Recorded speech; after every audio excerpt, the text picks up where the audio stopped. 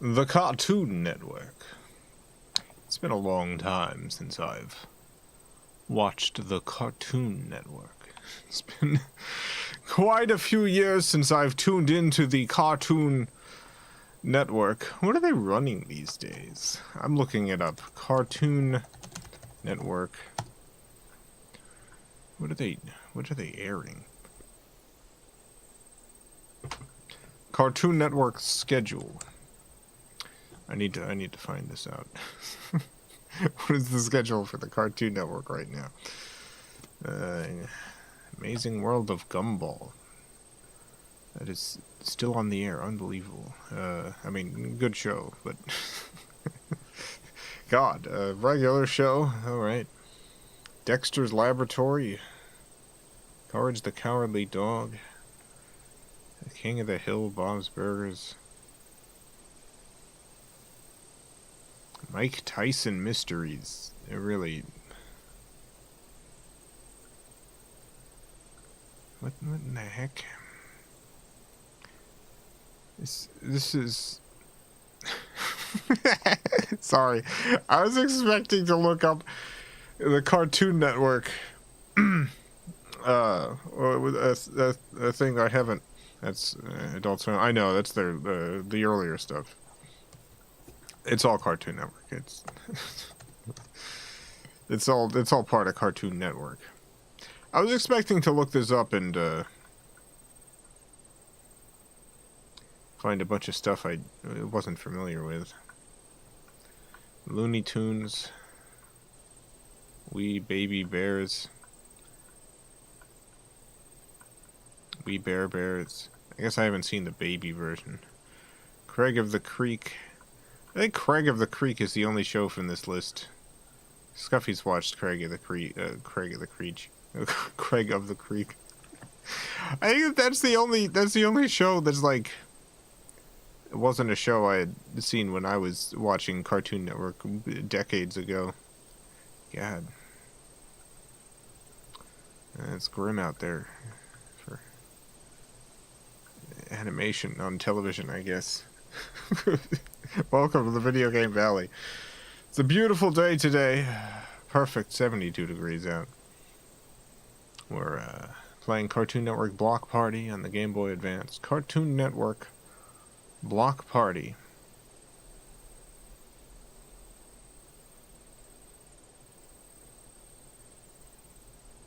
Technically it's all Adult Swim. Whatever delineation existed between all this stuff kind of vanished in various takeovers.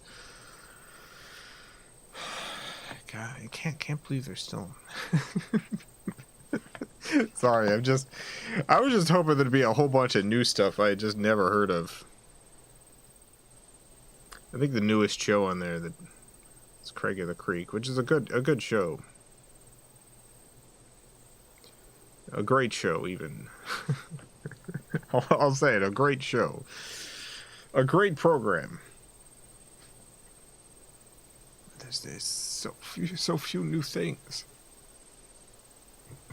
Sky to Fall, thank you for the $4.99. Ham Ha, Jason.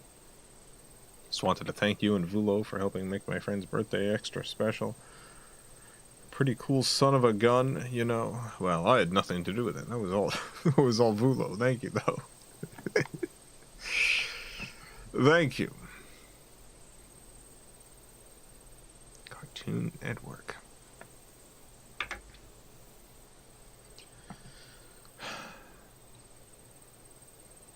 Even with all the stuff that's happened, I would still love to get a show on Adult Swim at some point. Even though it doesn't really mean anything anymore. I still remember being a teen and being at like a hotel room or something and seeing Adult Swim for the first time, and seeing Space Ghost Coast to Coast, and just having my teen mind blown from that moment on. Like, one day I'm gonna get something on Adult Swim, and that opportunity came up exactly once for me, and I turned it down because Adult Swim was offering me a terrible deal. But still, I have hopes. C-Lab was my favorite at that point. Yeah, C-Lab is very good.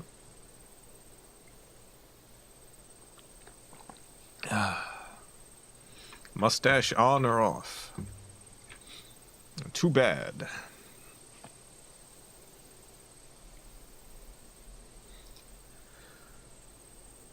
Oh, the episode in C-Lab where he gets pinned under a vending machine.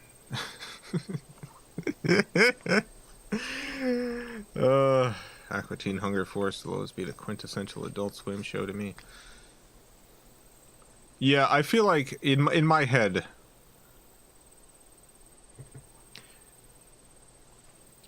there's the I don't even know when Aqua Teen started airing as opposed to let's see, when did Aqua Teen start? Because in my head there's like the two early eras. Aqua Teen's part of this in the second.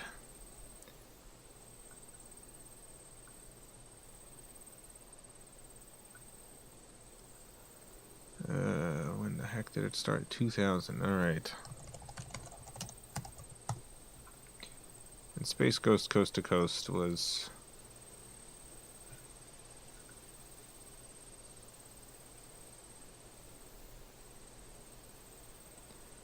94. That can't be right.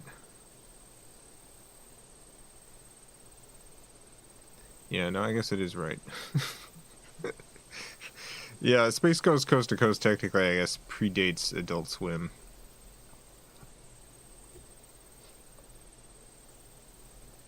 Alright. Yeah, so that makes sense. I guess I saw Space Ghost before Adult Swim was even a thing then.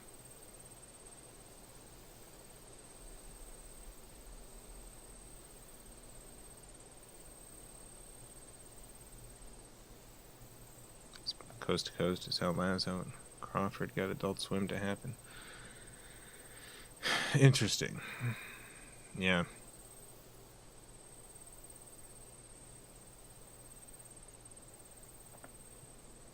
Well, this is all a bunch of Adult Swim talk. This playing a Cartoon Network game today. Cartoon Network Block Party on the GBA.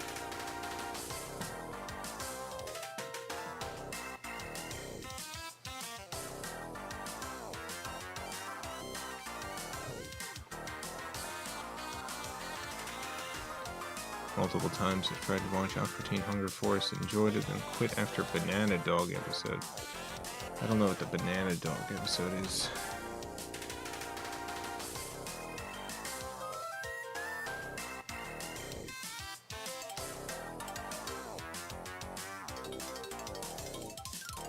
Oh, yeah, I'm looking it up. I do remember this.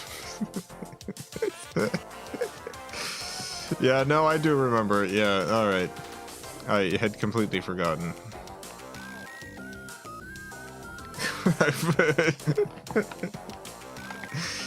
Yeah, there's a lot of Adult Swim stuff that like I feel like was genuinely transgressive for television at the time in a way that 100% is almost unwatchable now.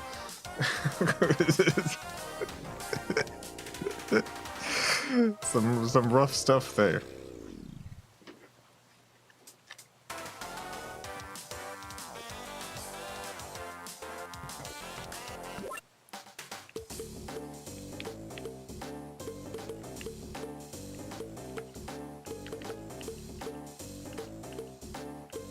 Home Movies was amazing. Home Movies is very good, yeah.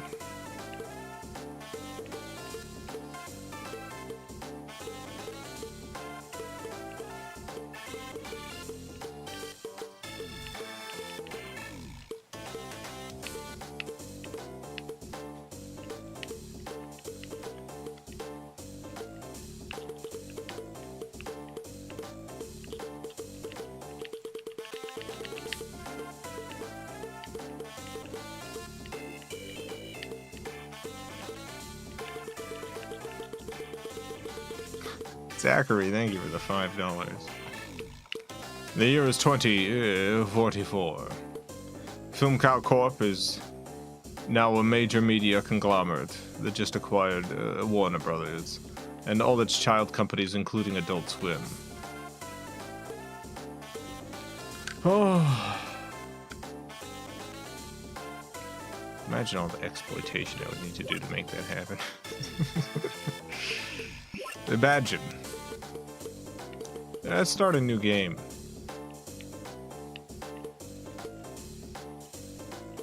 Select player. Alright. Let's see. Do I want to be Eddie? Sarah? I don't actually remember who Sarah is. Cow. Chicken. Johnny Bravo. Courage. Those are the characters. Who is Sarah? Who is Sarah?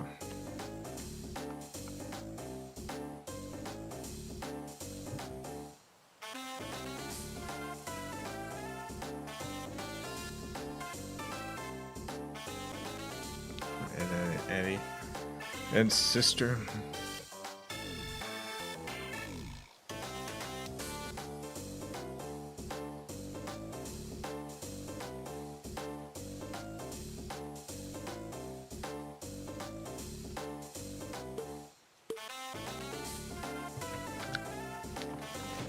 Funny. I know I watched a lot of Ed, and Eddie. I really don't actually remember anything from it. I remember exactly one joke where Big Ed, I guess, is standing in front of a funhouse mirror looking at his butt, which is being distorted. And he says, and I quote, "Big butt, so what?" I remember that. That's all I remember. That's all I remember. I guess I'll be Cow. CPU. Computer player.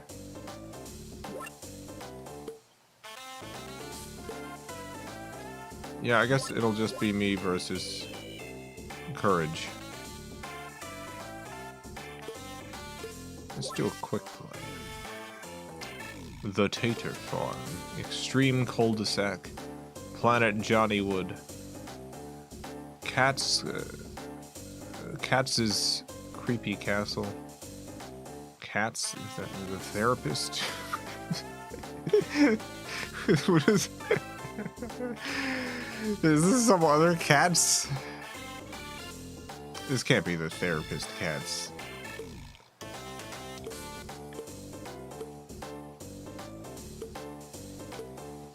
Is there another Cads? Another cartoon Cads? Motel owner. Okay.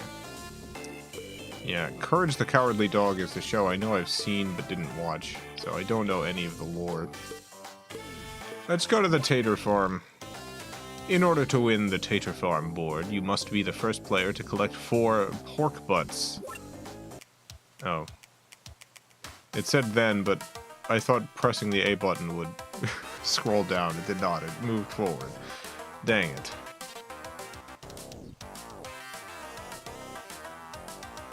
Well, we need 4 pork butts. I know that. Cow start. Let's look at the map. Alright, that's probably fine. Let's start rolling. 5. Here we're going. We're going.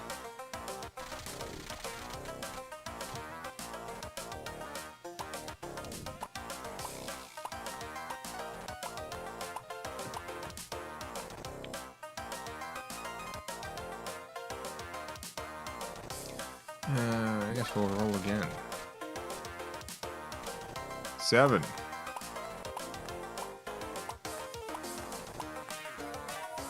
Move forward 4 spaces. Okay. Mr. Slacks Off. Come back whenever someone has a pork butt to steal. Okay.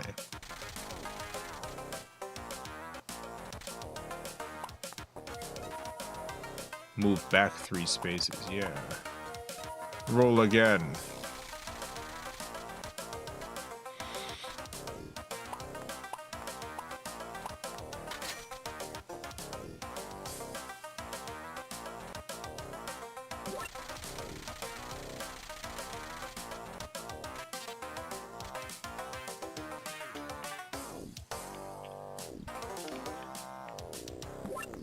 God, look at those udders swinging around, huh? Courage start.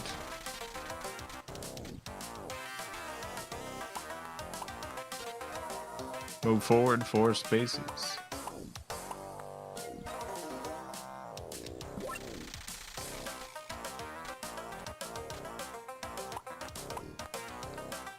I really like the critic. That critic was pretty good.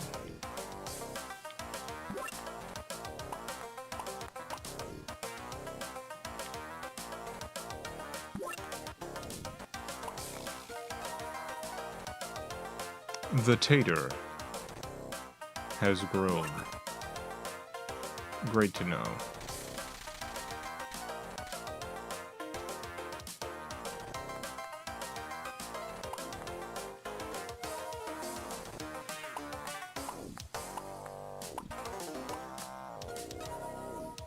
The light has changed. Cow start. Cow's starting. Here we go.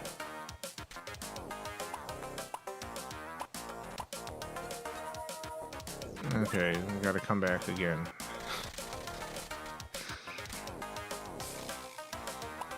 They have new short episodes of The Critic on YouTube, do they?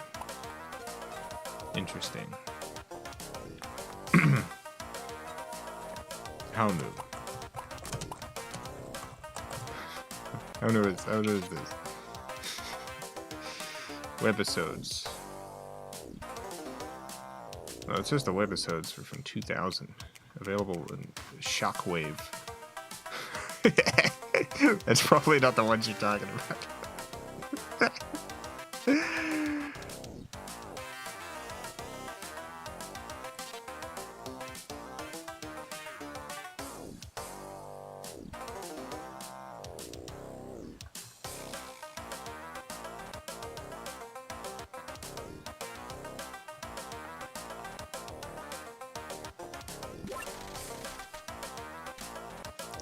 Real Player, I miss those days. Oh, Real Player was Real Media. Shockwave was...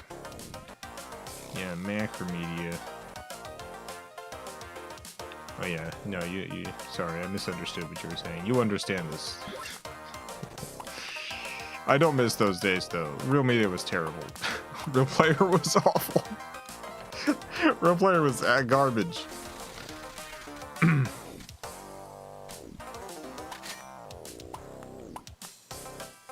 So I was so happy when I went on a website and they had video and it was in QuickTime format. Like, this is something I can work with. I can work with QuickTime. QuickTime makes sense.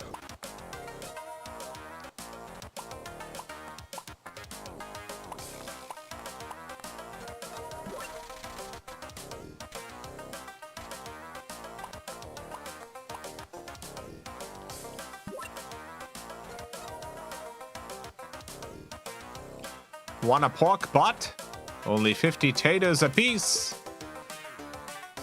50 taters apiece. I have 5. 50. Didn't Apple discontinue QuickTime? Largely. I mean, it still exists. It still exists as like a container format. Greased pork butts. Collect as many pigs as possible and return them to the pen. Press the A button to pick up a pig. Press the A button to make your opponent drop their pig. Holding the A button gives you a turbo boost.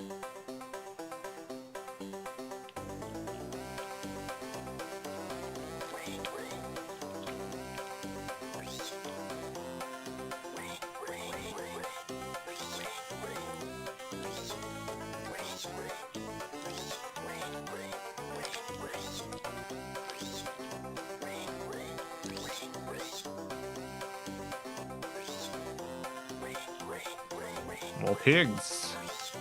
More pigs for the pen. Good try. Oh. Oh my god.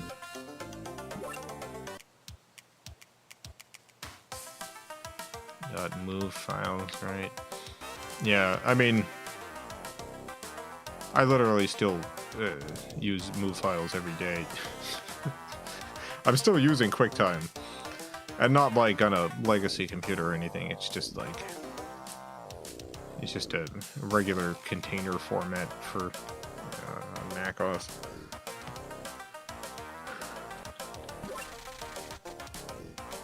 Got my ProRes files in there.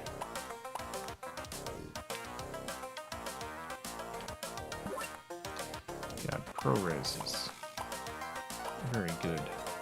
I like ProRes. Any ProRes fans out there? Let me tell you, it sure beats deciding between is it animation, photo JPEG,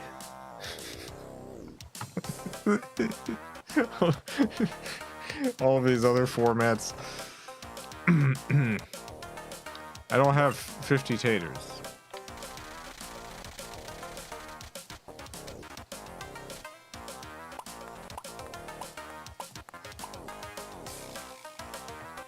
There was a time in which I would save all of my projects as animation and photo JPEG. Animation was a export format. It was uncompressed. I don't know why it's called animation exactly, but it was lossless. It would save as animation and it would be lossless. You could save as animation or you could save as photo JPEG. It was a lossy format.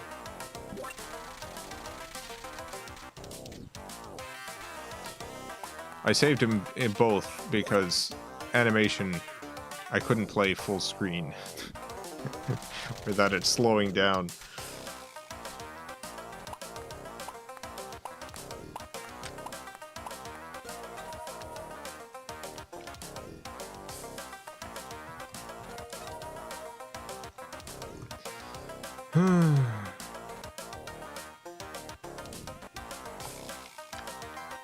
AV1 fan myself. No, these are lossy format. That's a lossy format, as opposed to like a production format.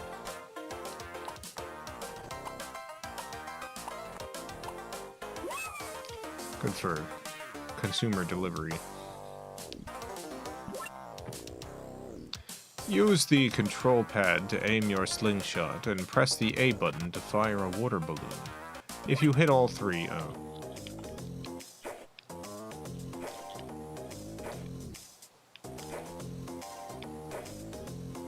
wow.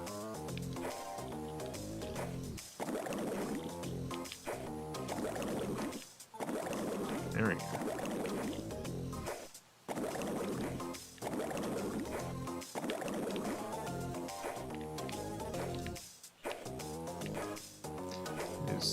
Much harder than you would expect to hit these animals. Dang, Courage keeps getting those pork butts.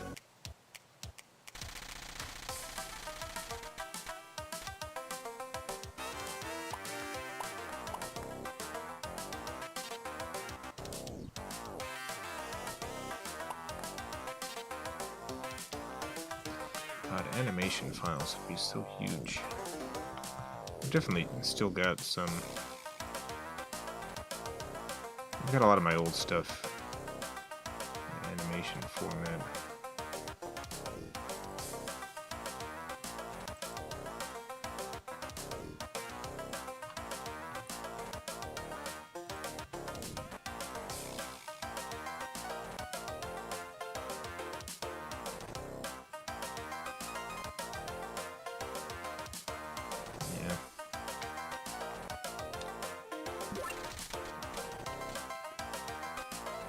Nine.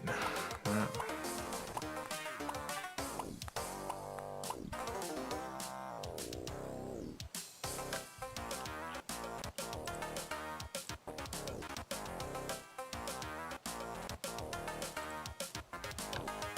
You know what's an absurd thing?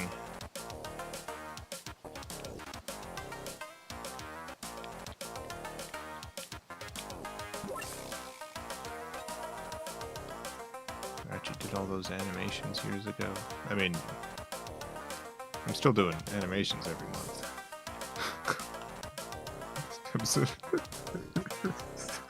the animations never stop. Never gonna have enough money for those pork butts.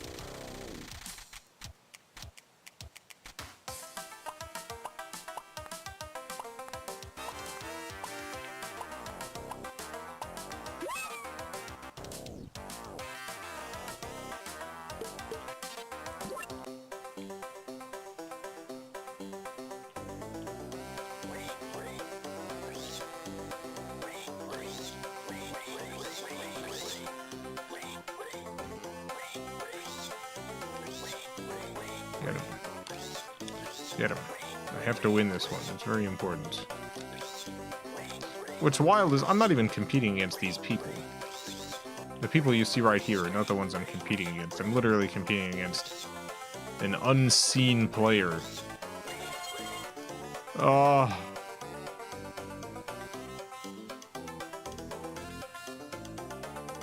Oh, I won. Oh no, it was a tie. So, my opponent got the third pork butt.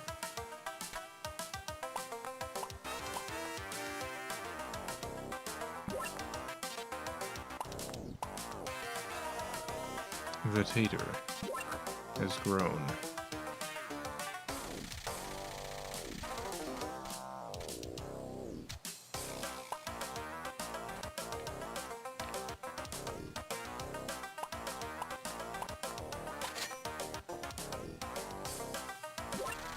I'm not playing this very well.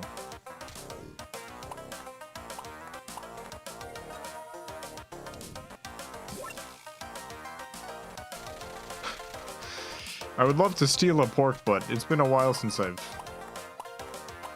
had that ability.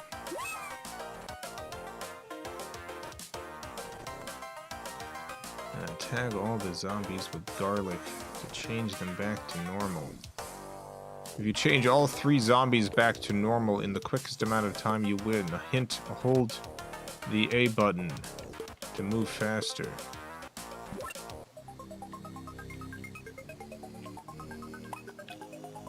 Alright.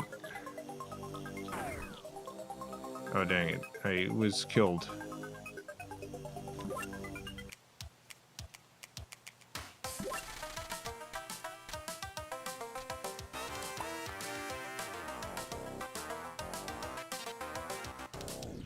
Hear about the apology letter issued by Willie's Chocolate Experience. It too was apparently written by AI.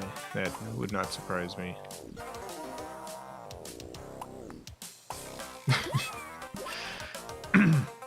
In for a penny, in for a pound. Collect as many pigs as possible and return them to the pen. You got it. Gonna take the pigs and put them into the pound. Gonna take a little piggy, put it in the little piggy pound. Little piggy pound piggies. Piggy for the pound. Piggy, piggy, piggy, piggy, piggy, piggy. Put them in the pound. They gotta go in. They gotta go in that ding-dang pound. Bring me the piggies. Have to put the piggy in the pound.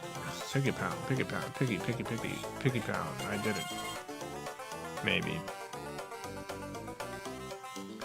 Finally. I still don't actually know what the second thing I need to do is after, if I manage to get 3 pork butts.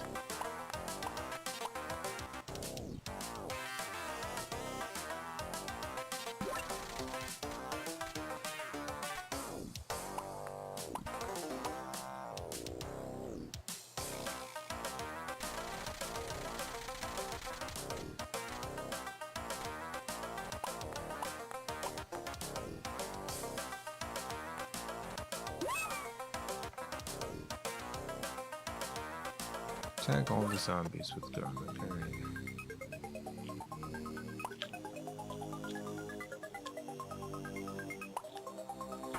Oh no! Same thing happened. Unbelievable. I still haven't gotten enough taters to buy a pork butt. Unbelievable.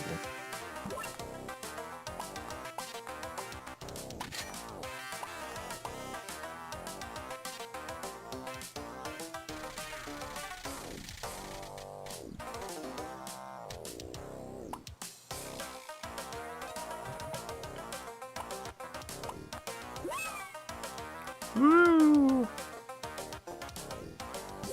Oh no, this one again. Alright.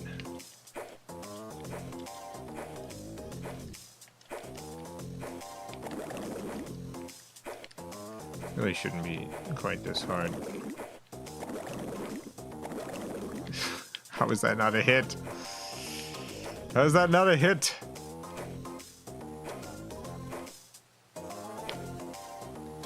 You make me sad, game.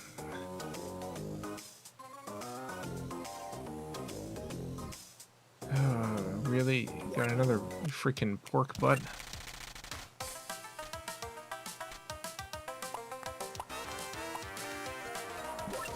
What do you think I gotta do now?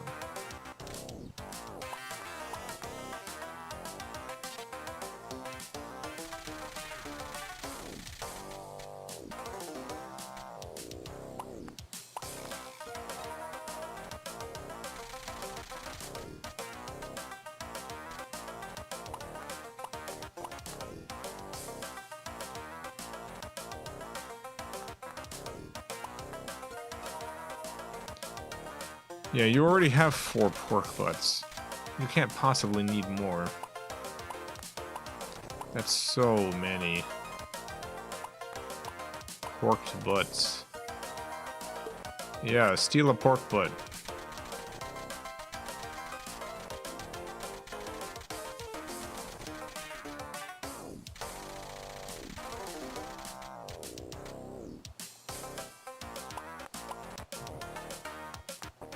I were 90s animators, so gross. Things go in phases. Like, as an artist,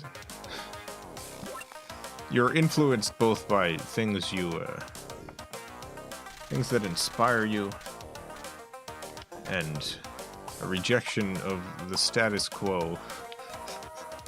So, sometimes the things that inspire you are the status quo. Sometimes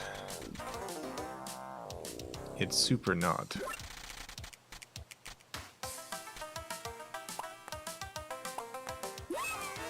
Cartoons were coming off a time in which the budgets for television and cartoons had been pretty low.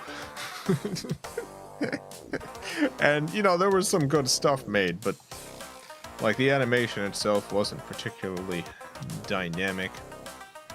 The rules for what were allowed to be shown on screen were very strict. And all of a sudden, you had these artists doing this wild and out of control stuff as a rejection of what had come before. I feel like we've solidly passed that phase, but it's gonna come around again. It'll come around again at some point.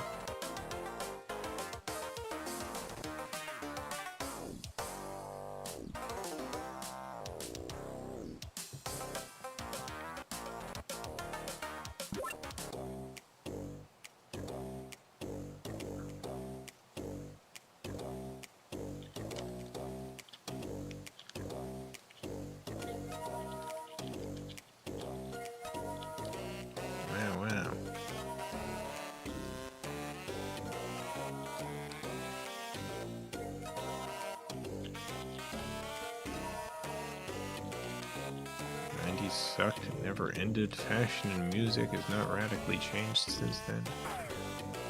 What?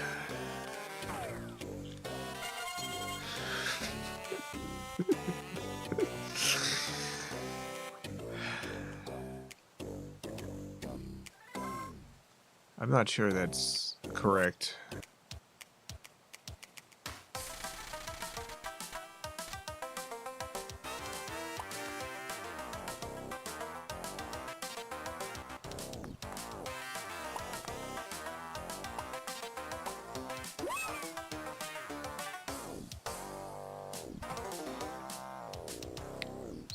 have anti-nostalgia. Oh, I'm not... The part of that statement I don't think is correct. It's not the 90s sucked. I don't really think there's ever been a golden decade where things didn't suck. But I feel like music and art in general has changed pretty wildly.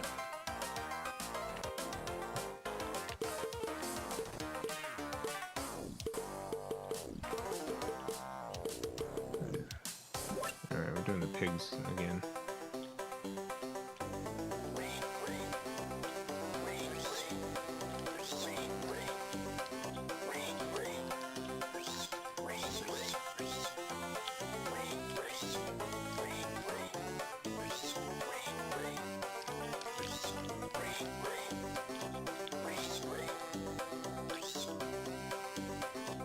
More pigs. So we got. That's 5 pigs. That's probably not enough though.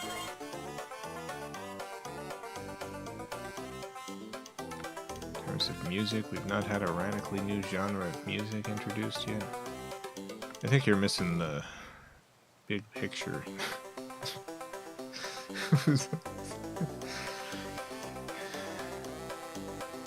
Instead of one, like, what we've lost isn't a lack of new music genres. We've lost the monoculture.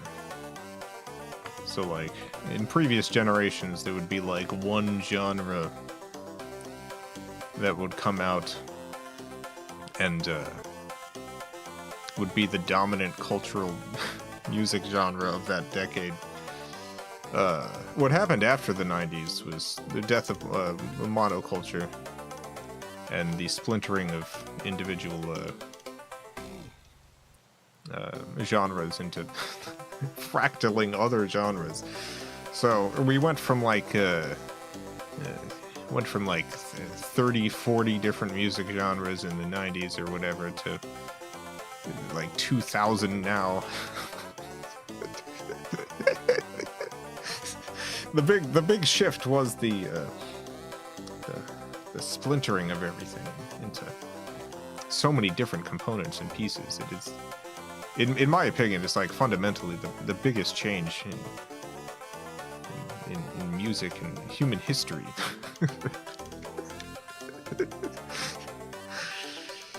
Marcus, thank you for the $2. Just saw the new Garfield trailer. Hurt to watch. Yeah, it's not very good. It's hard to tell.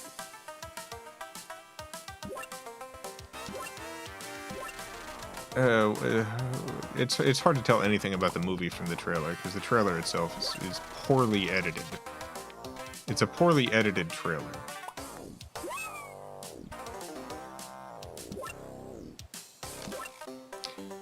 It's doing this trailer editing technique that I genuinely hate in trailers, where like they just want to have they essentially construct their own movie that doesn't exist. Taking lines from one scene, throwing it with poorly matching visuals from another scene. So like if you look at Garfield's mouth or any of the characters' mouths, they're just never actually moving along to whatever the character is saying.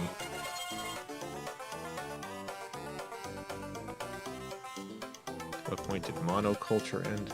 I think it is largely the internet that killed it. You know, when culture is primarily filtered through,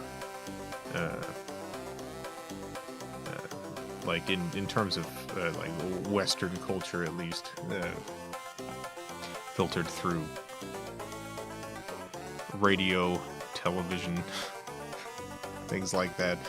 It's like if you're taking in cultural art, you're taking in art from only a handful of potential sources, which is how you end up with the monoculture stuff. The internet has definitely fractured that significantly. They're trying to pull it back in.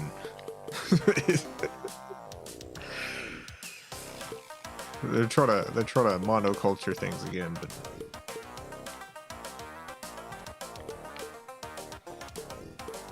part of that will never go back. I think particularly with the music industry.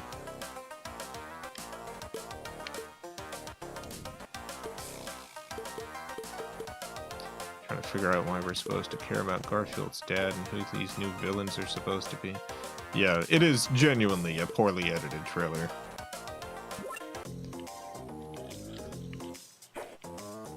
Like,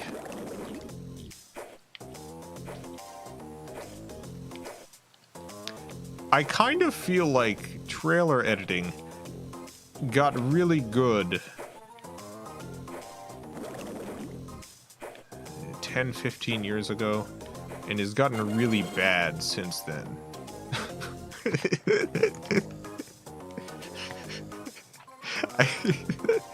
There was this time in which, like, they started, and this was a genius move. They started, like, someone had the idea to edit trailers with, like, a musical quality to it.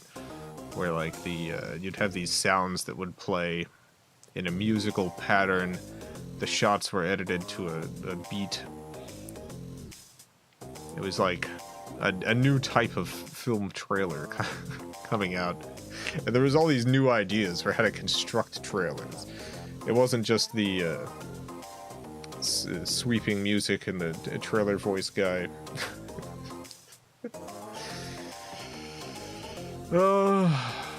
And I don't know how we've gotten to where we are now. Every trailer needs a pre-trailer before the trailer. And then the trailer itself is just poorly chopped up sections of footage.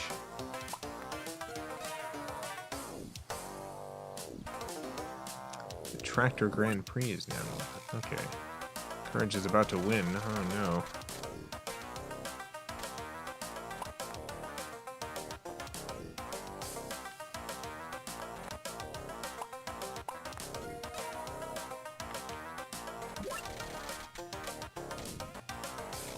Garfield.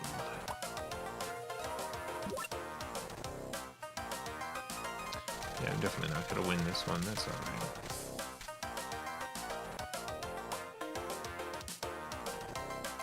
Let's talk about some great movie trailers.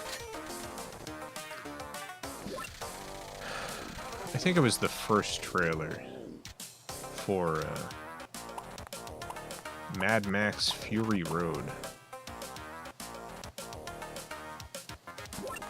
That was a incredible trailer. It helps that the movie itself was very good. But that trailer's a work of art on its own. Follow the button combinations to do tricks while in the air. Yeah.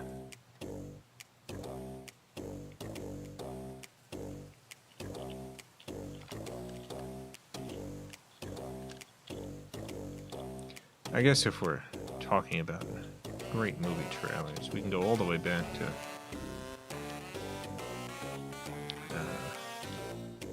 the teaser for The Shining,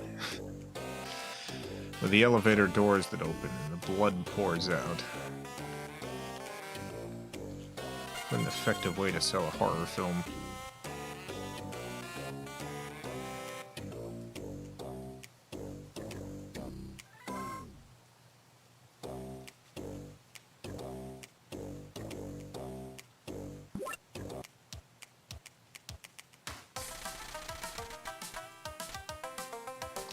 Miller's a good director. Imagine making your best work when you're in your, like, 80s or something. It's aspiring.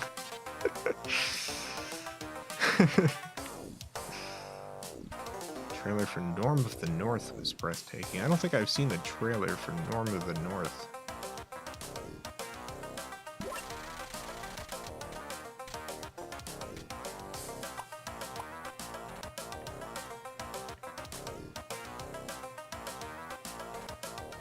Did I win? I think I won, I guess.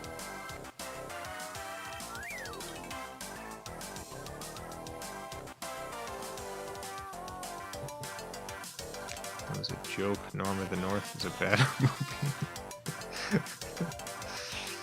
Yeah, I haven't seen Norm of the North nor the trailer. I mean, bad movies can have good trailers. For instance, the trailer for Snow White and the Huntsman. The trailer for that is very good. Like the initial trailer. One of those trailers genuinely made that movie seem like it was going to be unbelievable. The trailer for Snow White and the Huntsman, maybe 100 times better than the movie.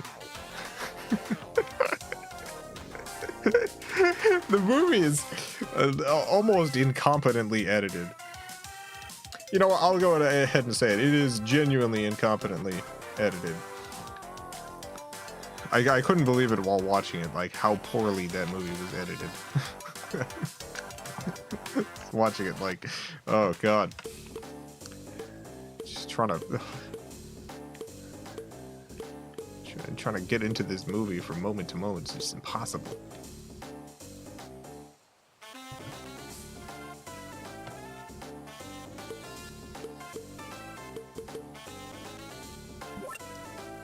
Guess we'll do another game. Let's play as Sarah. Why not Sarah? Courage again. Are you? I'm going back. Can I?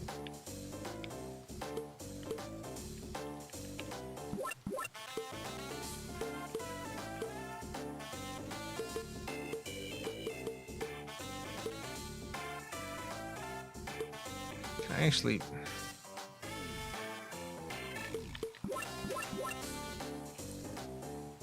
Can I pick? Can I pick a different opponent? Chad, thank you for the $5. Too bad The Shining is pretty boring. Good trailer though. This is a buck wild take, but I appreciate people who have film takes that are beyond all reason. I have a couple of them myself.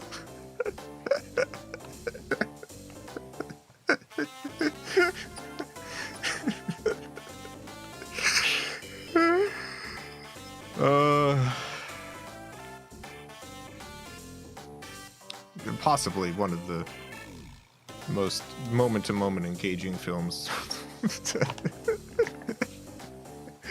one of the tensest, just gripping films ever shot.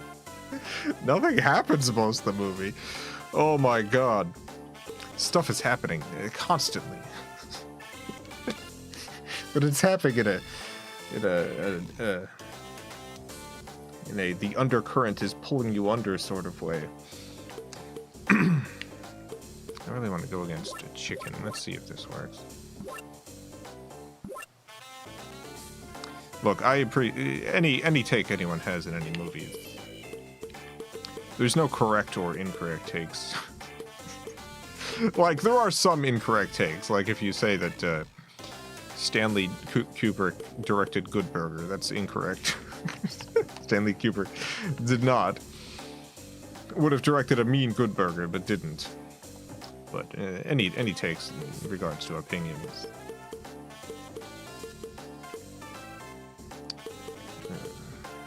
You're neither incorrect nor correct. It's your opinion.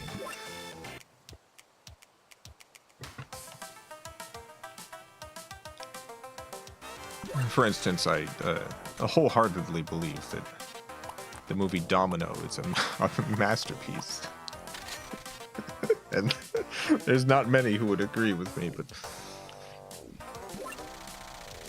no, I'm playing chicken now. The CPU can only play Courage.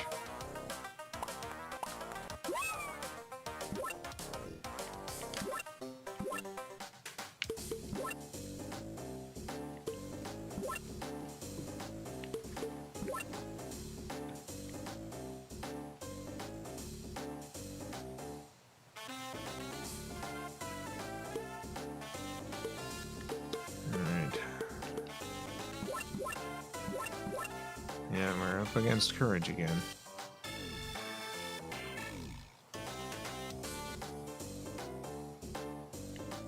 You could, in a way, say he did direct Good Burger. He shaped the film landscape to allow it to come out and thrive. I guess you could say that. Let's go to Cat's Creepy Castle. First player to collect 3 spiders and 75 cobwebs, then reach the start space. 3 spiders, 75 cobwebs.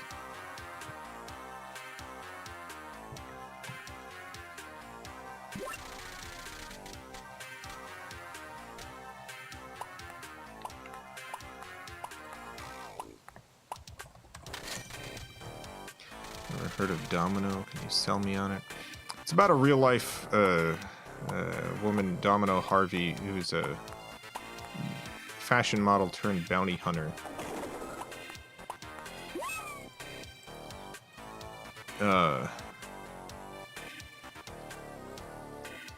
way it was edited at the time, this was released in, let's see, 2005. It was released in 2005.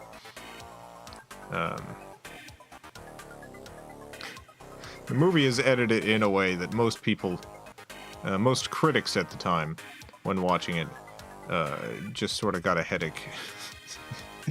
It's extremely quickly edited. It's extremely, there's just a lot going on visually on the screen, a lot of crushed colors. I feel like watching it today, it's not nearly as jarring. If you've grown up in like the era of music videos and stuff, then nothing you see here is going to be particularly buck wild for you. But as a feature film in 2005, it shocked people.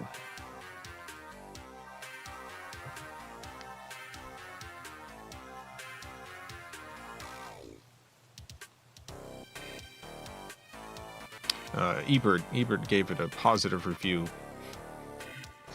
In describing it, though, you would think he maybe didn't like the movie, but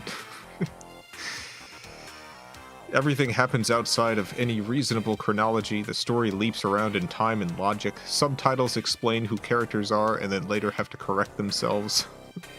Domino's own narration is intercut, but with her cross-examination by an FBI agent. Domino is not entirely certain what she can testify about, in part because she's evasive, in part because of that time in the desert where their coffee was spiked with mescaline and a prophet appeared or seemed to appear or something. Do I admire Domino in a sneaky way? Yes, it's fractured and maddening, but it's alive.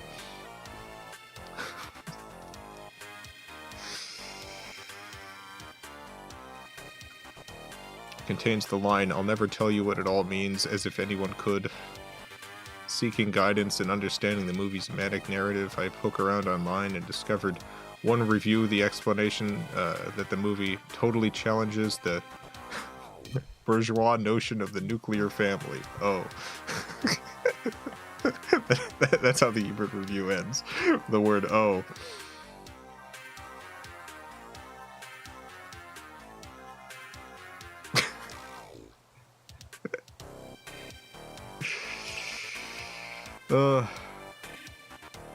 Anyway, yeah.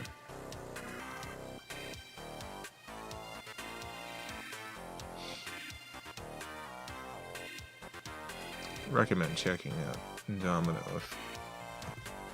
Sounds like your kind of thing. Alright, we're halfway through the stream.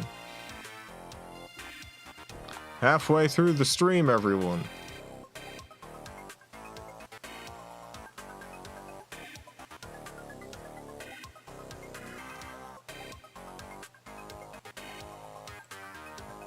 We have got, let's see,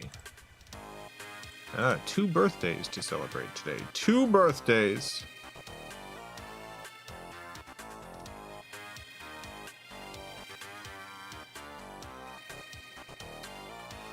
Ebert infamously claimed video games weren't art.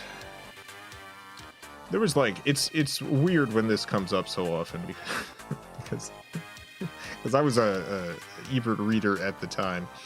And Ebert made this claim, and then I think it was like within a year or two, he had completely backtracked on it and had engaged with video games as an art form, and ended up writing about it a bunch. So, just imagine if you had this one bad opinion that you changed almost immediately, and it just comes up long after your death as a thing you believe. As a thing you believed, like, briefly.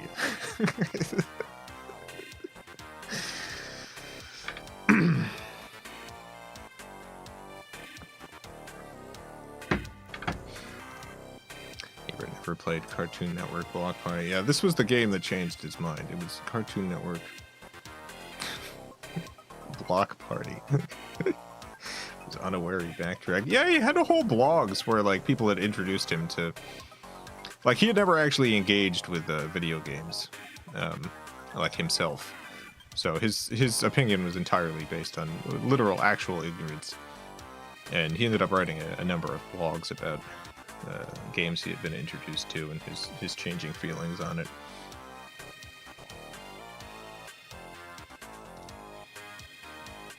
Alright, birthday time. 1 second.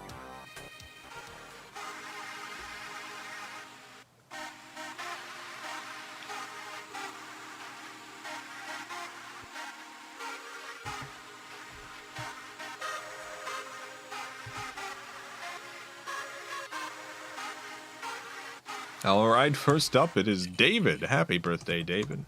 Time to see what the machine's gotta say to David.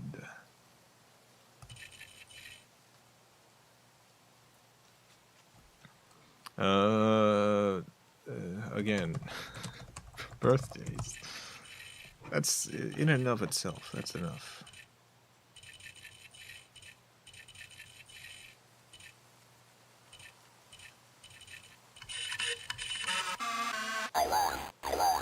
Date has been calculated. Let's fill out your birth fate card.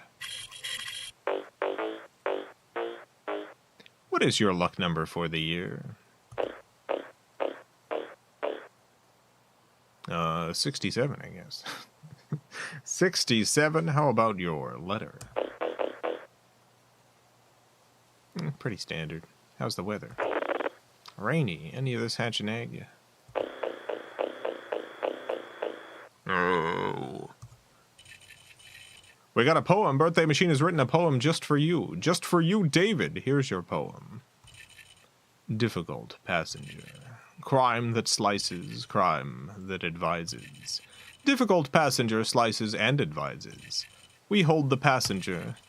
We are the passenger. Protection passenger. The passenger paints. Beautiful. Birthday Machine has looked to the stars, determined that your friend Constellation, the Defiant Macaw, enemy star, Zai, Estelle, Estella, sorry, number 1815, has there been a cosmic event? Let's look at the data. Let's look at the charts. Don't worry about it. Gather around, everyone. It's time to sing. To who? To David. Join me if you can. Yes, a birthday to David, friends forever with David. The wind came from nowhere, the birds yell for David. Birth honk bird for our David. If you say so, our David. The sea gods betray you, a great day for all. Oh, it truly is a great day. Finally, we have a one-of-a-kind work of art created by the machine just for you, David. Here it is, your one-of-a-kind work of art. Beautiful. Look at this.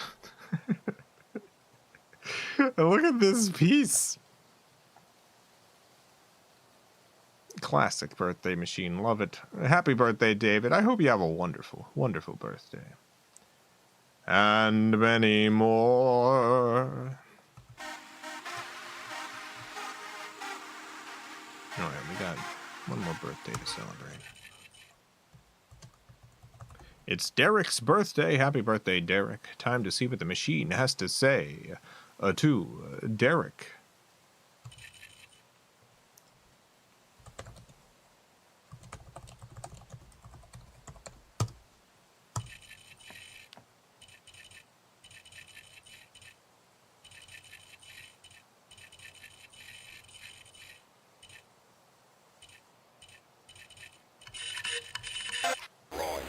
Date has been calculated. Let's fill out your birth fate card.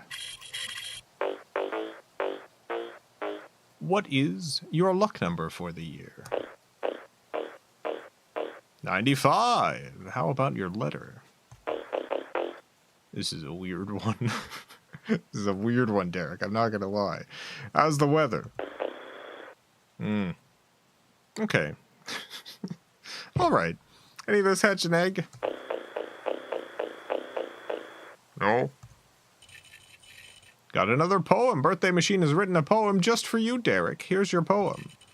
What is delay? Gerbil delay. Where is idea? Baseball player idea. The gerbil owes baseball player. The baseball player leads gerbil. React. React baseball player idea. It's a weird one, Birthday Machine. I'm not gonna lie, Birthday Machine. It's a weird one. Birthday Machine has looked to the stars, determined that your friend constellation is the cruel charioteer. Enemy star, Psi Fey number 4556. Has there been a cosmic event? No. All right, gather round, everyone. It's time to sing. To who? To Derek? Join me if you can. Birthday magic for Derek. Friends forever with Derek. The devil befriends us. Wait, where are you, Derek? What a day this was, Derek. Fiendish light upon Derek. There may be great danger. This juice, it tastes right. Well, ups and downs here, Derek.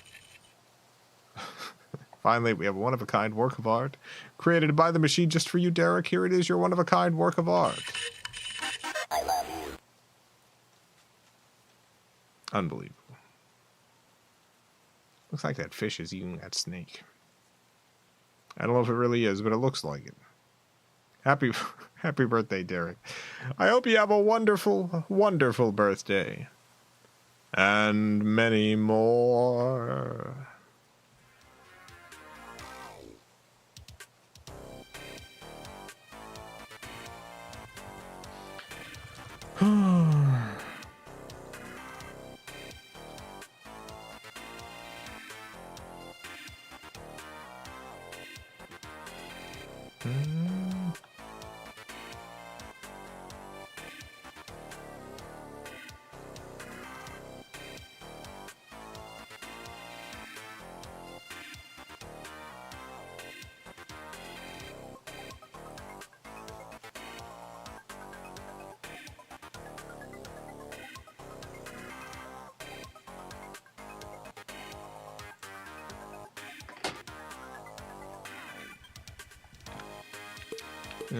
Move around the dance floor and collect cash without colliding with the waltzing moles. Hold the A button to move faster.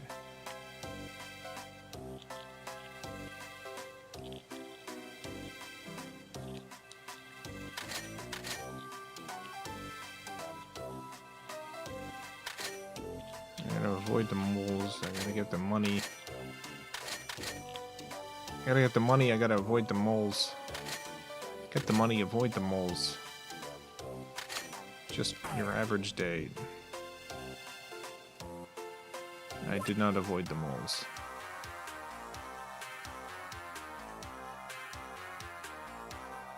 Sarah's start.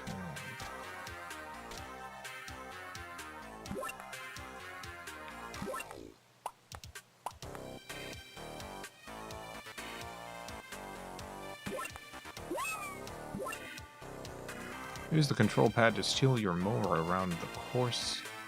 Press the A button to accelerate and the B button to reverse. Sure.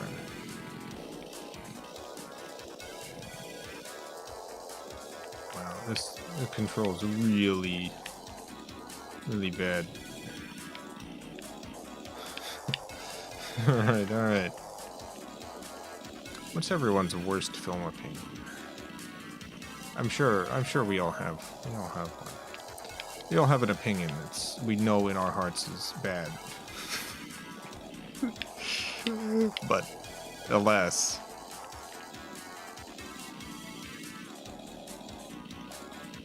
is our opinion. Wild Wild West was good. See, that's a great example of this sort of thing. That is a bad opinion. I appreciate you answering honestly.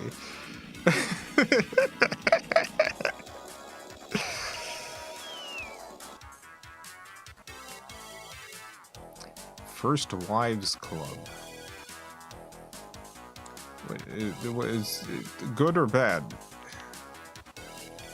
Good movie, bad movie? What's your First Wives Club opinion?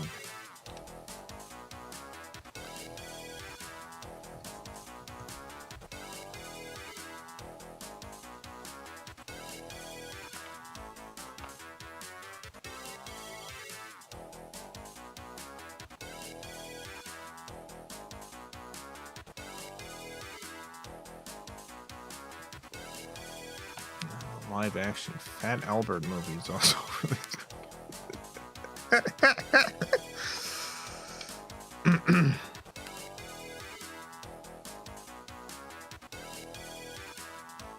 I don't really judge films as bad or good, just whether I like them or not. There are some movies that I think are bad on a competency level. So there's movies that I just don't like.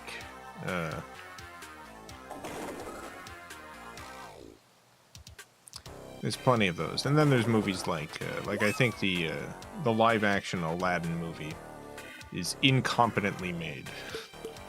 I don't like the movie, but I also think it's on a technical level poorly put together, which doesn't make is not really the reason why it's bad, but does contribute to it.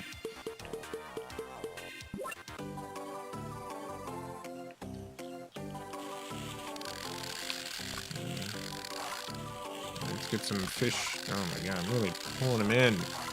They're really going for this hook.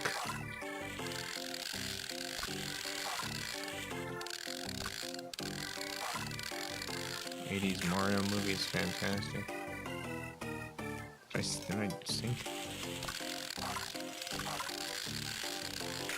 Is that the '80s? I thought that was... In my head, it's like 92 or something.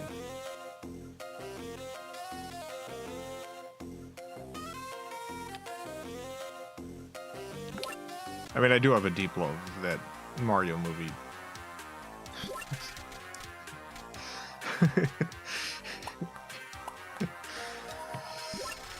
It is not without its issues, but it is chock full of artistry.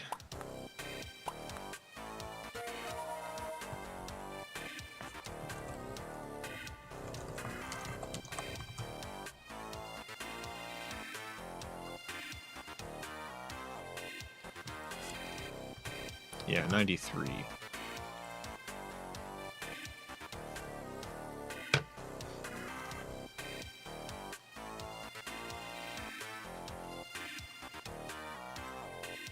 Ghostbusters, isn't that funny?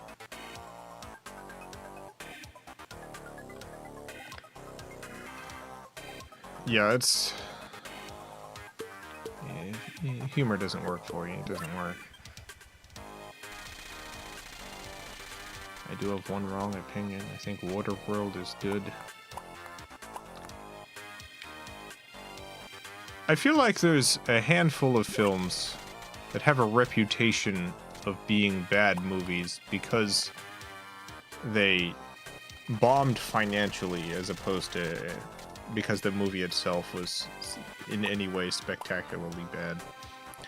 Waterworld is one of those. Like, Waterworld is, I think, a good movie that failed to live up to its budgetary hype and was dunked on for it. Same thing with like Ishtar.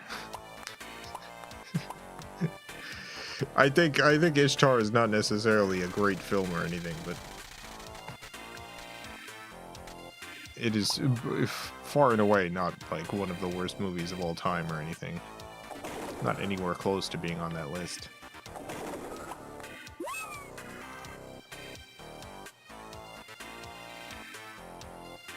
Use the control pad to steal your mower around the course. Press the A button to accelerate, B button to reverse.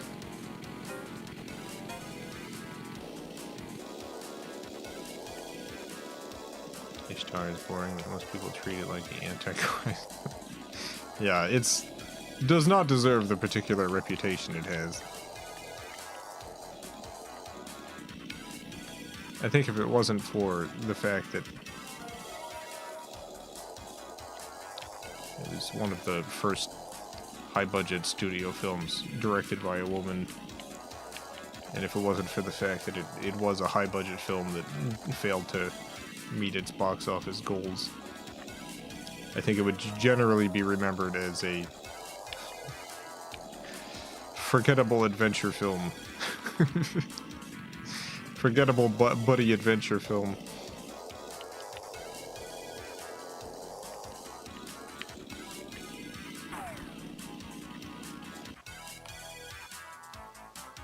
Lost.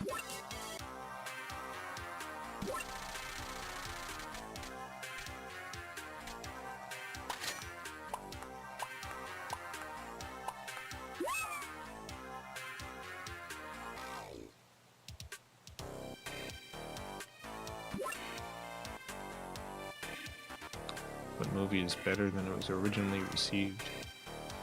I think the perfect answer to that is The Thing, which was universally panned when it was released, which is absurd.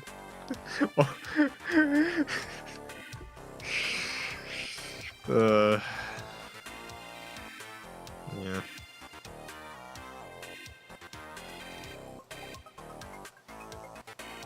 Almost completely ruined John Carpenter's career.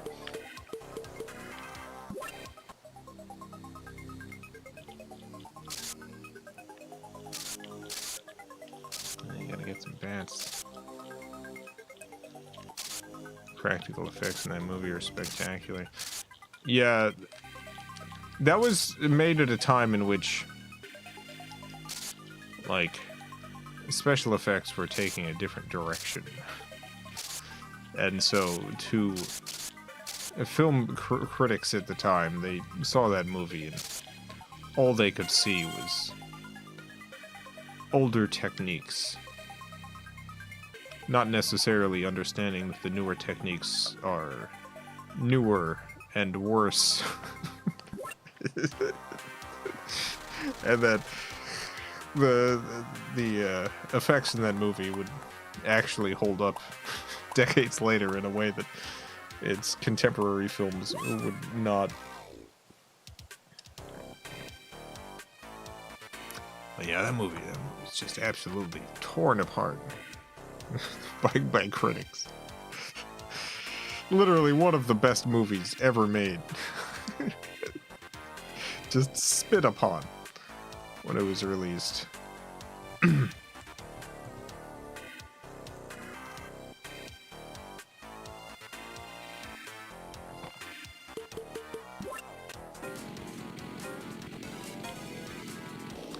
think Barbie 2023 was a fundamentally anti-feminist movie. That's a pretty unpopular opinion. Yeah, I feel like that's a movie that's going to be looked at in a fundamentally different way, like as early as 10 years from now.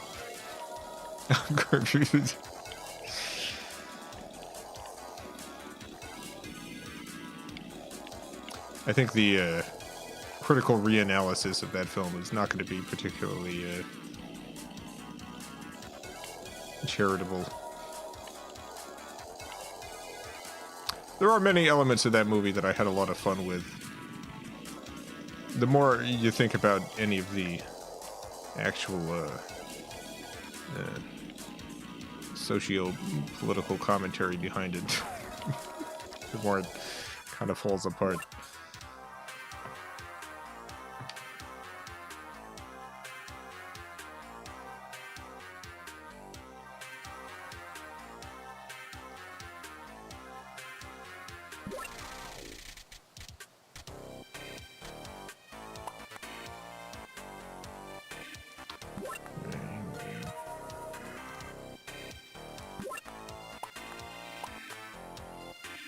movie Brazil was great. I never see it mentioned though. People not mention Brazil anymore. I just feel like Brazil is one of those movies that has a permanent slot on film lists, like Citizen Kane. I can see it not really being discussed all that often, but it's just one of those, like, permanently gilded classics.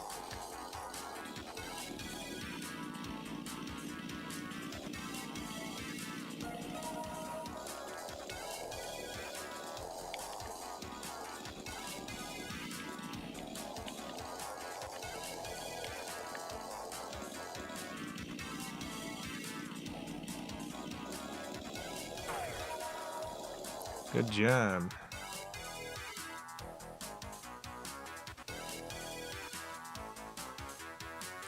I actually like the Les Mis film, even though it got a lot of hate. I really liked the on-stage singing stuff that they did. Like, I appreciate a musical trying something that other musicals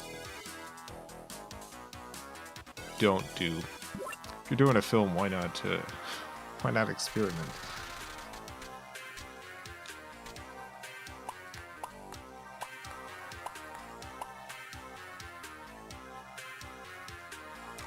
Interstellar wouldn't be considered half as good without the film score, which is brilliant. I think that's fair. I would actually say the same thing about Star Wars.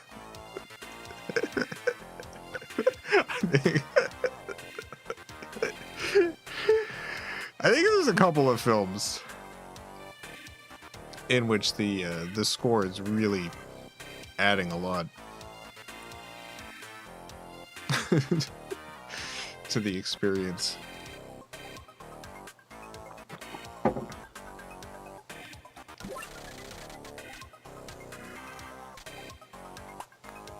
Like, I like Star Wars. I think Star Wars is a good movie.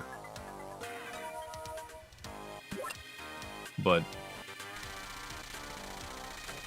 it just so happens to have one of the absolute best film scores of all time.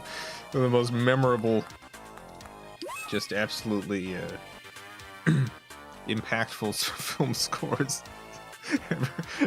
ever composed.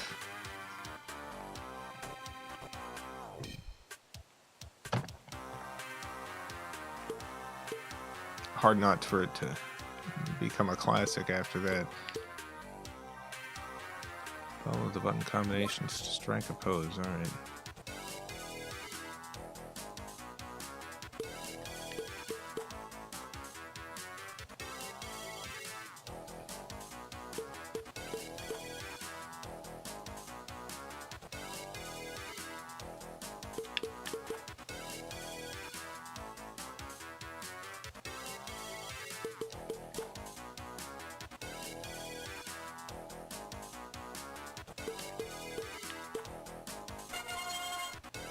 Good job.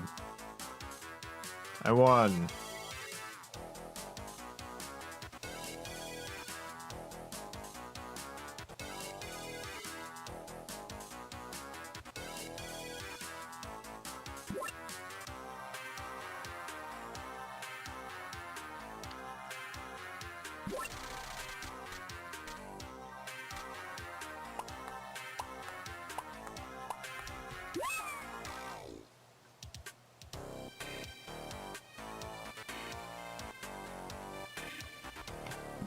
Another mini game. Catch as many fish as you can. Okay.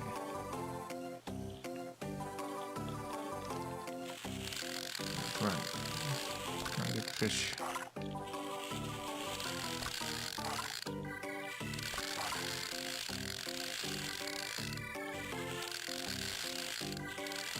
There we go.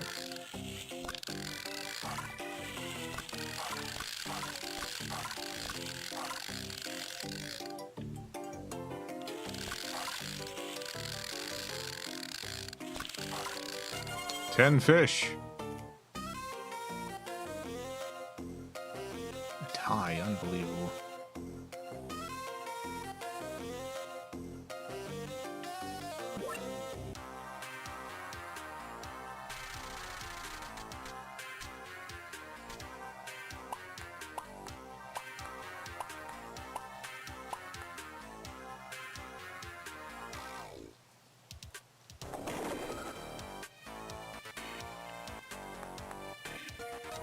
Move forward 4 spaces.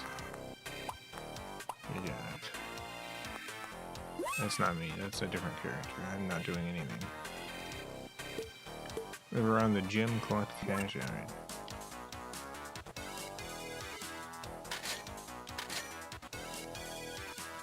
Baby bottles.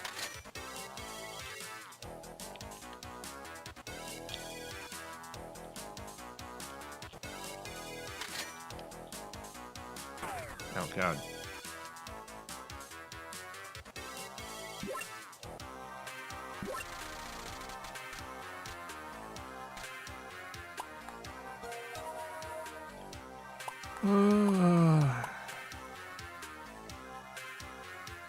What's everyone's favorite Kubrick film?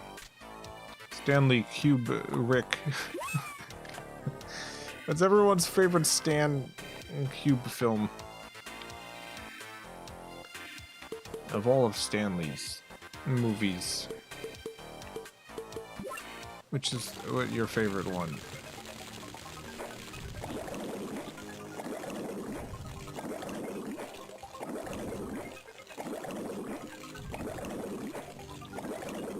Oh no, I should be putting out the fires probably.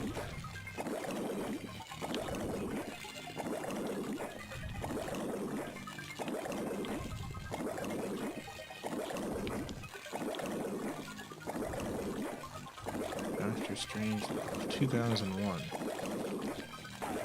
First half of Full Metal Jacket. Baby geniuses.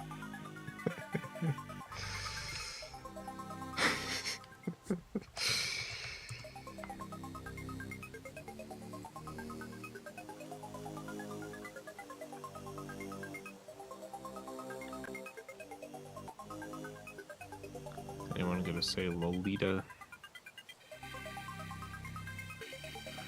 I don't think that's his.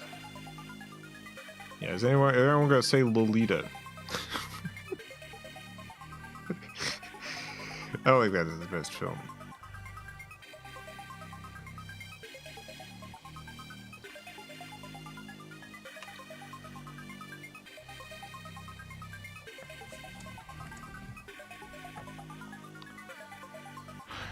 I was hoping that we'd have some Barry Lyndons here, but I guess not. Also, no The Killings.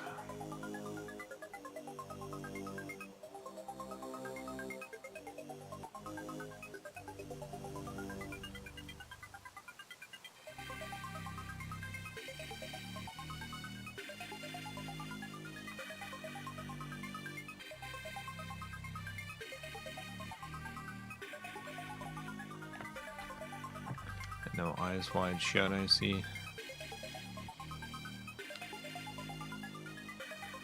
I feel...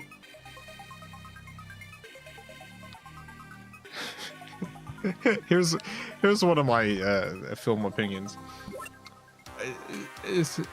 I genuinely love most of Kubrick's movies. I have never once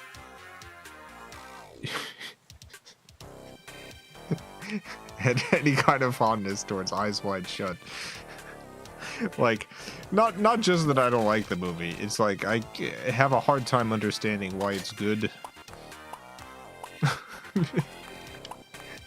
And I don't often talk about this because it's one of those opinions that I feel like it's possible I'm wrong about. I just don't really think it's all that great. It's filmed weird. Like, I don't think it looks all that good.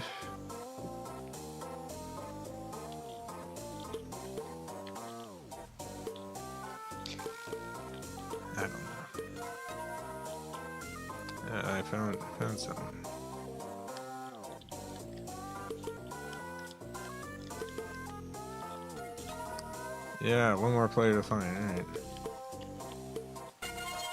Yeah, we did it.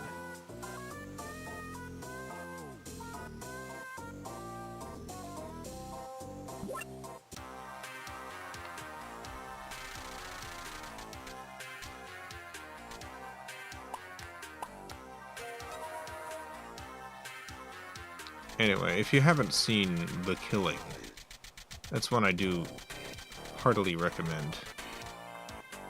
Underrated Kubrick film. My favorite is Doctor Strangelove, but Barry Lyndon and The Killing are pretty close behind.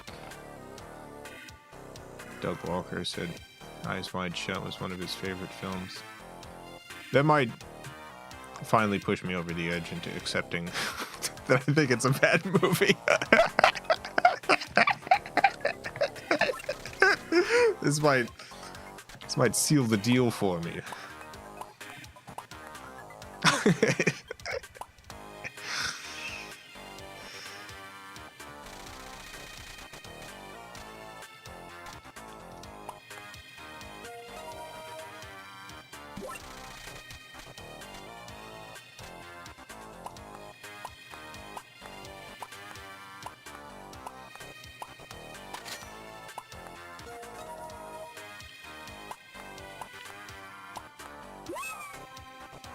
Have you seen Operation Avalanche? I have not.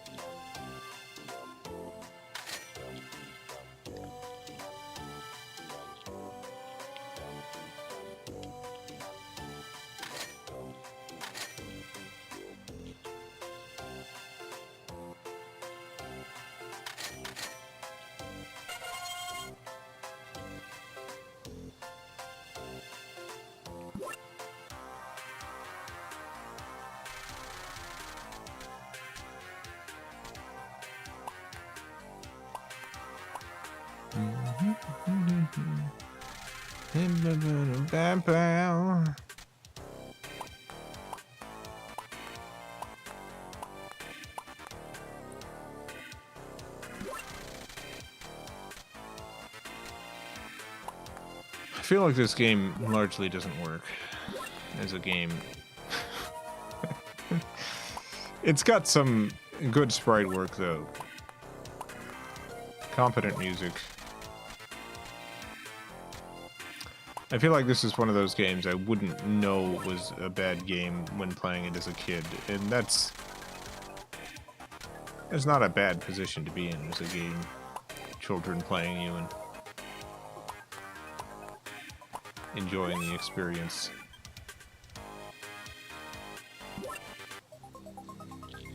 But not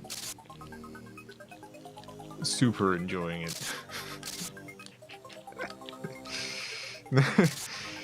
Not falling in love with the game or anything, but still. This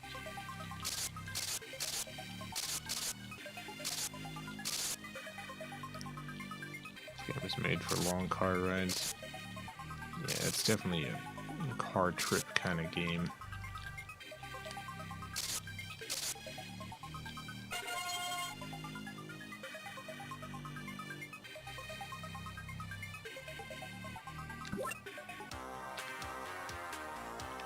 You know, a movie I saw recently, Police Story, a Jackie Chan movie.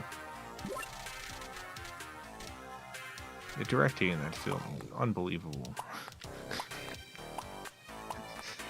Truly some of the most dynamic, just quick, energetic film directing.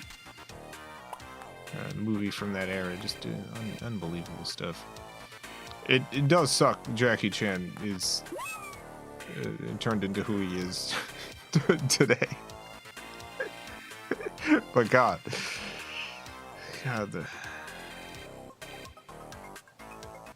Yeah, I can't believe it took me this long to see that movie.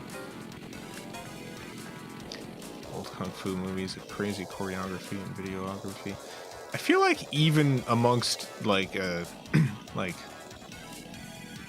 even amongst kung fu movies,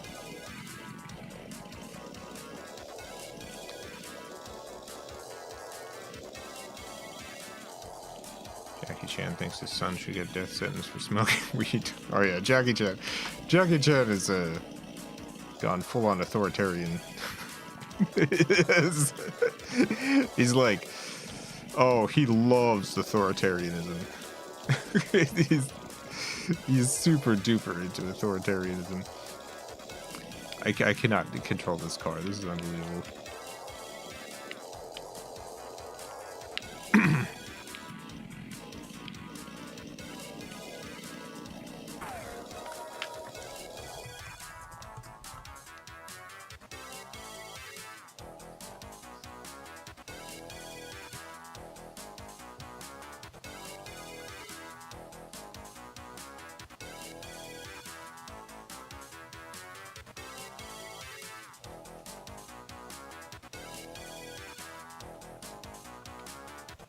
Alright, let's see. Yeah, I'm on the Jackie Chan.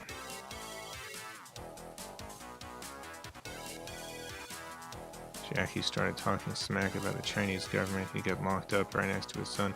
This is not a matter of him not talking about anything.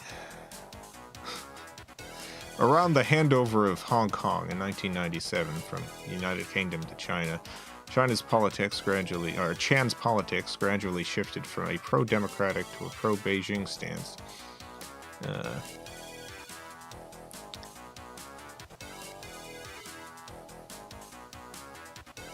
Let's see, here's...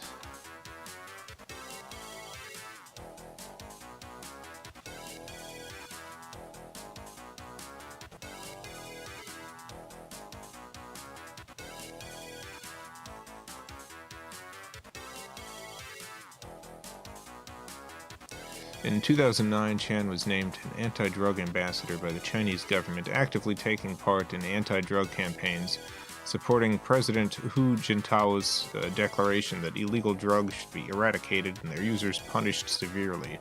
In 2014, when his own son, JC, was arrested for cannabis use, he said he was angry, shocked, heartbroken, and ashamed of his son. He also remarked, "I hope all young people will learn a lesson from JC and stay far away from the harm of drugs. I say to JC that you have to accept the consequences when you do something wrong." In April 2009, during a panel discussion at the annual Bao Forum for Asia, he questioned whether or not broad freedom is a good thing. Noting the strong tensions in Hong Kong and Taiwan, he said, "I'm gradually beginning to feel that we Chinese need to be controlled. If we're not being controlled, we'll just do what we want."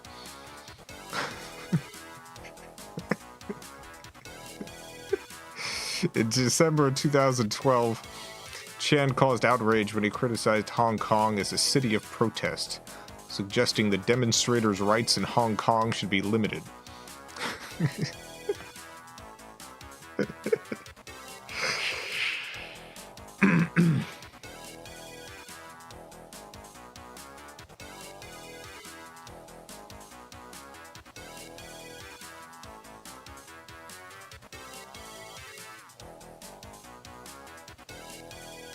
Yeah, it's just that kind of stuff.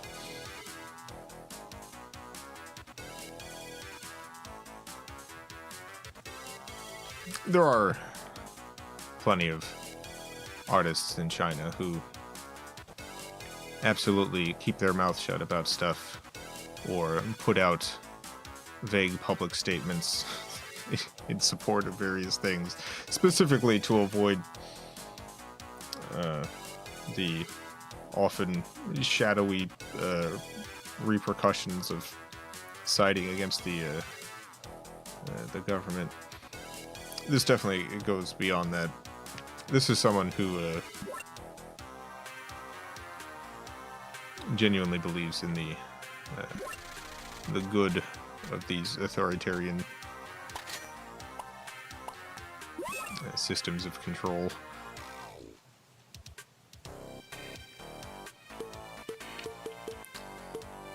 Put out the fire before the time runs out. Alright.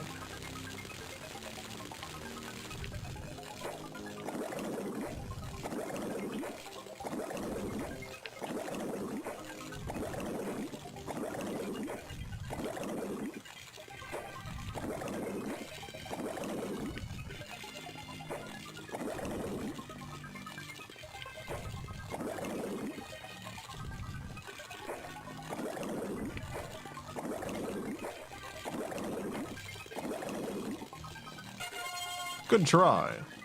Thank you. We all won.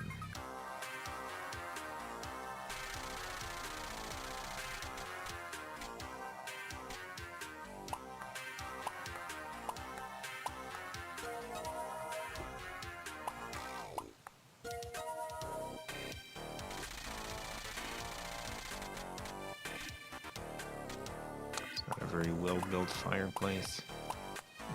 No. It should not be. They should not have the fire lit in there at any point until it's until it's fixed.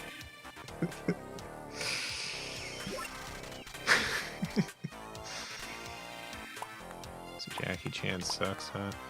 I think it's literally like it's the thing that happens to some people when they get very rich and successful.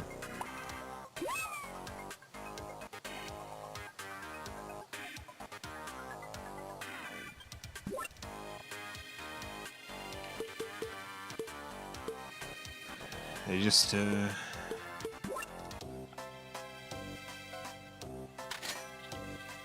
they just really start liking the systems that uphold the power they have. I mean, it makes sense. It doesn't happen to everyone, but it does happen to a lot of people.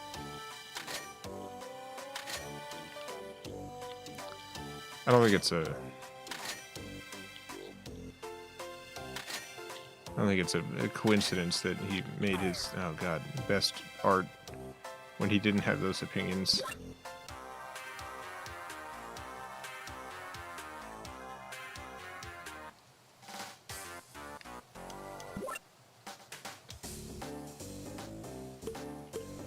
Let's go to the game room. Greased pork butts. Let's play some of the mini games. Let's play as Johnny Bravo. Why not?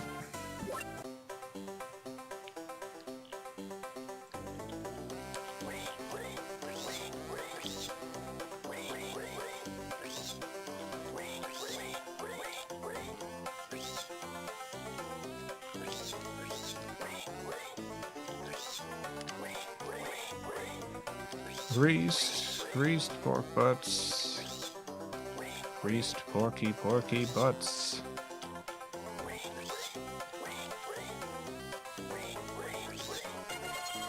Good try. Did I not win?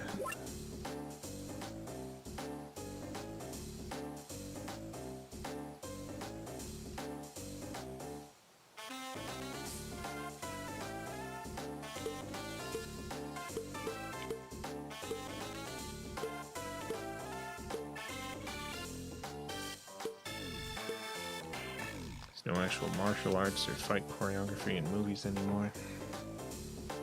Yeah, there's a few exceptions to that, but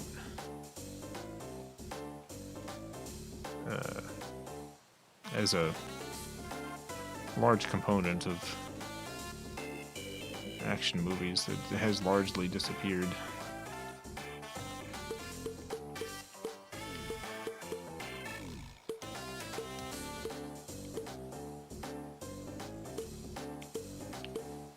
Start using wires again.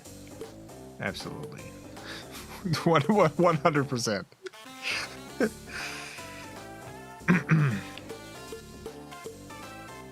H2 uh-oh. I don't think I played this one. Let's play as chicken. H2 uh-oh.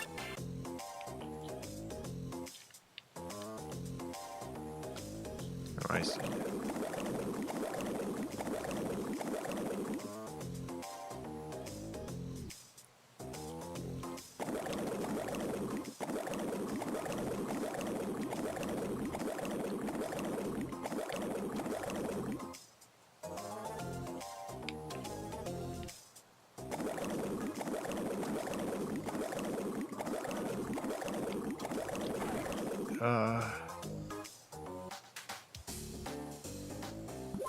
Yeah, let's try playing this. These martial arts, your favorite heroes can wave their fists around, blows all the bad guys into a dumpster.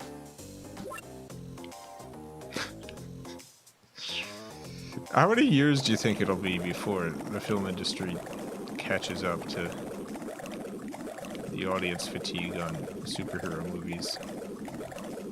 They made so much money, and they definitely want to continue that.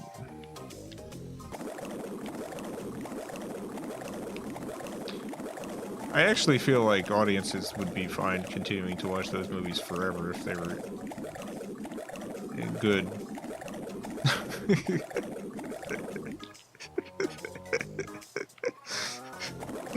I just think about, like at some point it all just feels meaningless. Think about the only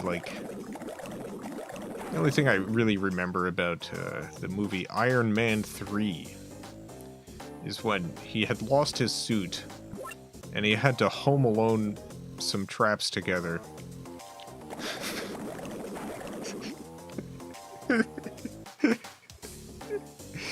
And, like, it's a memorable section of the movie specifically because, like, Tony Stark is supposed to be this super genius robotics guy, but most of the time people are just saying that about him. You don't really get any kind of actual on-screen demonstration of his intelligence or skill.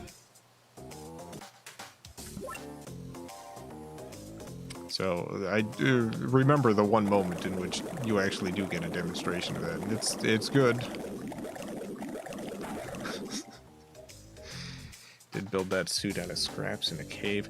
Yeah, the first movie, like, that opening demonstrates that, and then they just kind of don't do that again until that one part in the third movie, and then after that, I feel like it's also kind of gone.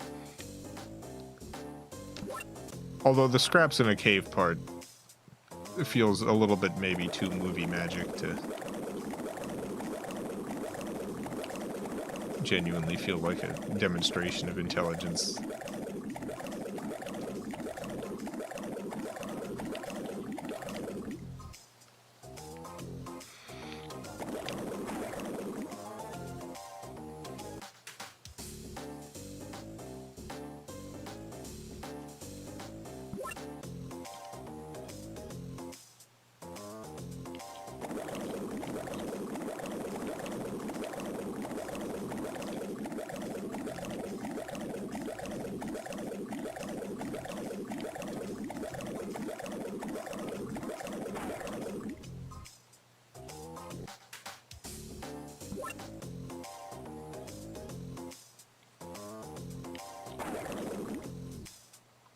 Doop boop.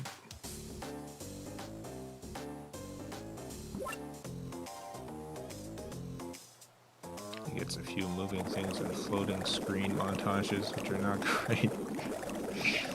Yeah.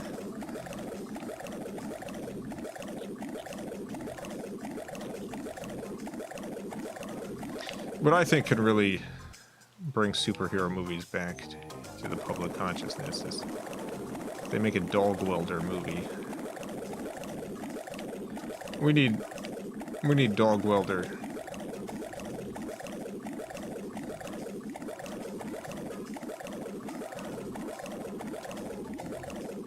For those of you who don't know, Dog Welder's a superhero who welds dead dogs onto people. He's a real character. There's actually two of them. There's Dog Welder and Dog Welder 2, who takes up the mantle of Dog Welder.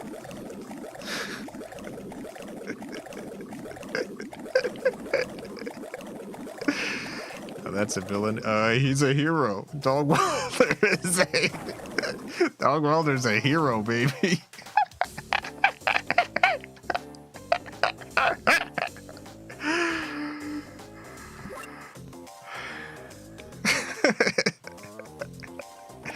A dog welder.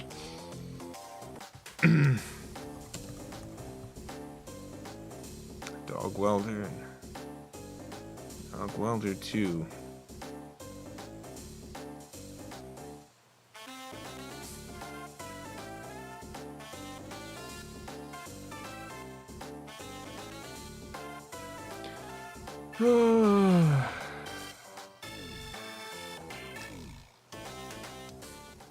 Yeah, dog welder. There he is.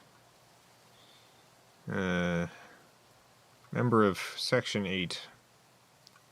Fighting Mauser. Abilities: dog welding.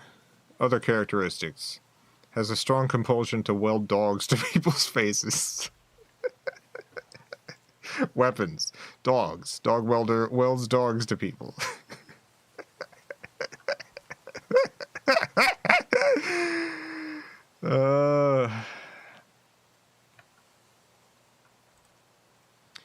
Yeah, he sure does. Dog welder. Ah, yeah.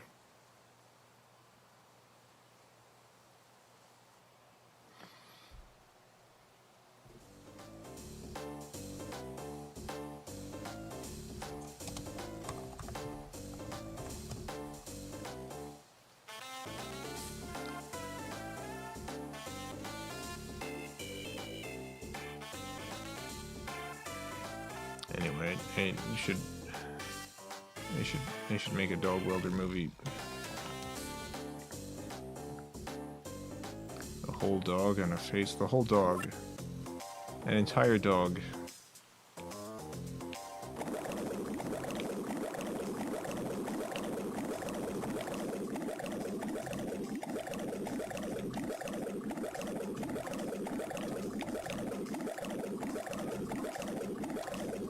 It's the movie that Does the Dog Die.com was made for.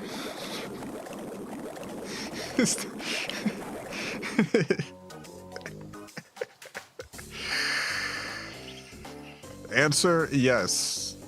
Yes, definitely.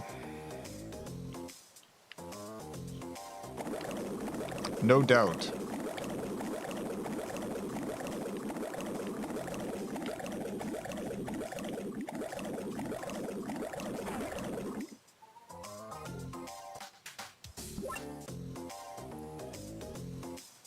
Don't worry, the dogs are already dead, so it's fine. Yeah, the dogs are dead when he's welding them onto people. Although, I do think... I don't know about Dog Welder 2. I do think Dog Welder 1 does kill the dogs.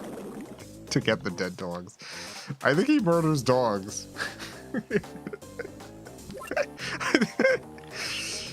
Like, he is a hero.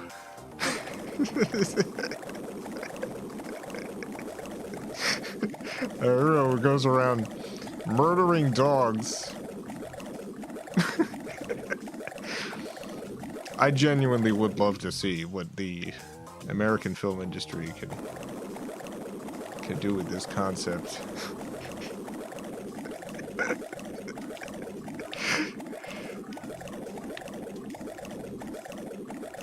Like, it's a superhero property that I think has the highest chance of, you know when they do a cinema score where like they interview people coming out of a movie and have them rate the movie. I think this has the highest chance of getting a cinema score of our cinema score pollsters were attacked by the audience.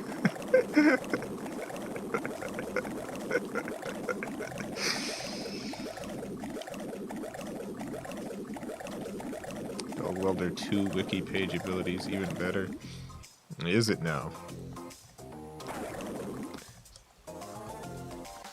Dog Welder 2. Oh yeah, here we go. Dog Welder 2. There was a second one who welds dogs to people. Dog Welder 2. Powers. Dog Welder has a psychic connection to all other dog welders and can speak through dogs as puppets. He can harness their powers to weld stars together. Jeez Louise. Other characteristics. It has a strong compulsion to weld dogs to people's faces. Weapons, dogs. Dog welder welds dogs to people, of course.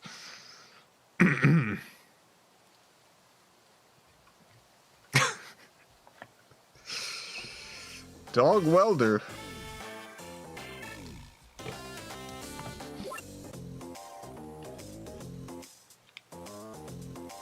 How many dog welders are there?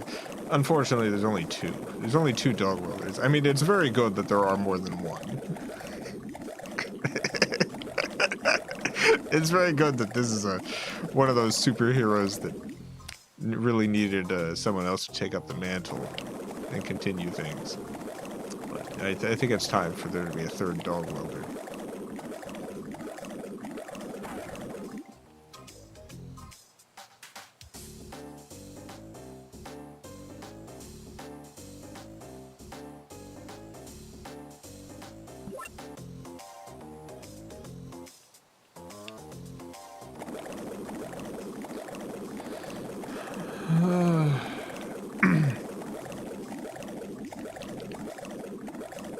Well, I guess I'm done with this game.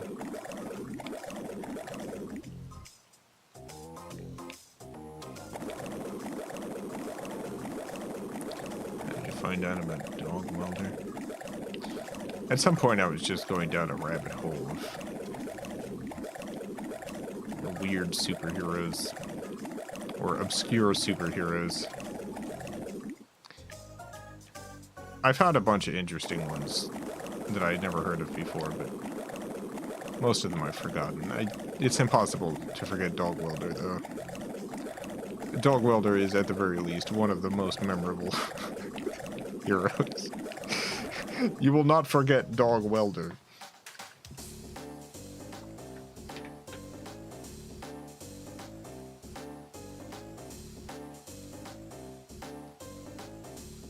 Alright, well, I guess I'm done.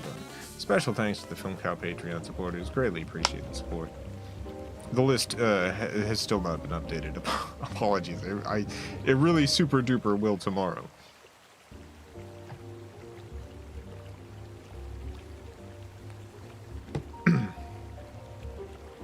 Had to spend. I was planning on doing it between managing the Vulo stream and this, but ended up having to spend a bunch of time with Pancake, who is very sad at having been locked out of a room for a while. So, apologies. Be back tomorrow, playing Simple 2000 Series Volume 28, the Bushido, on the PlayStation 2.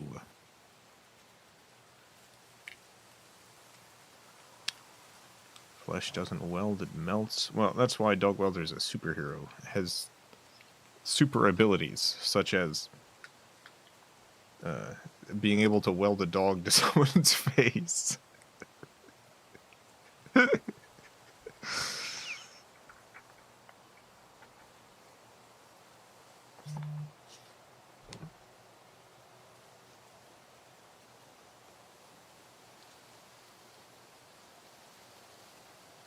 Well, I guess I'm done.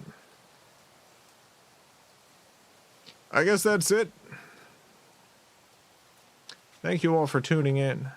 Have a great night, everyone. A great morning, afternoon, evening, whatever it is, wherever you are. Have a good one.